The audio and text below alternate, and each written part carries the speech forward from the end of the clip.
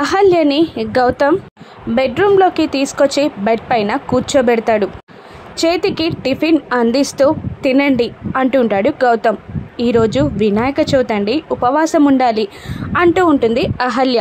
ముందు ఫస్ట్ తినండి, మీరు ఇలా అంటారని తెలిసే నేను మీకోసం టిఫిన్ తెచ్చాను అని అంటూ బలవంతంగా ఇడ్లీని అహల్య నోటికి అందిస్తూ ఉంటాడు గౌతమ్. ఇక చేసేది లేక గౌతమ్ తినిపిస్తుంటే అహల్య తినేస్తుంది. ఆ తర్వాత టాబ్లెట్స్ కూడా అందిస్తాడు గౌతమ్. ఆ తర్వాత టాబ్లెట్స్ వేసుకున్నాక ఇప్పుడు చెప్పండి ఇలా ఎందుకు చేస్తున్నారు అని అడుగుతూ ఉంటుంది అహల్య గౌతమ్ని. ఏం లేదండి, ఇంకాసేపట్లో మీరు వినాయక పోటీల్లో పాల్గొనబోతున్నారు. వినాయకుడిని చేయాలి, చాలాసేపు నిలబడాలి.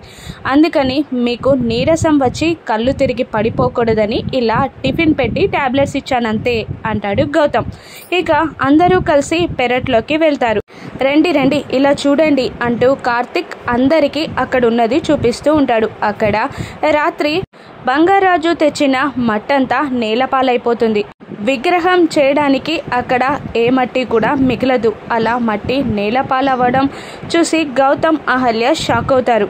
అప్పుడు భానుమతి ఇలా అంటూ ఉంటుంది, గౌతమ్ పక్కన పూజలో అహల్య కూర్చోవడం ఆ దేవునికి కూడా ఇష్టం లేనట్టుంది. అందుకనే విగ్రహం చేయడం అహల్యకి రాదని దేవుడు గ్రహించి విగ్రహం చేయడానికి మట్టి కూడా లేకుండా మట్టంతా నేలపాలు చేసేశాడు. ఇప్పుడు అహల్య పూజలో కూర్చోలేదు.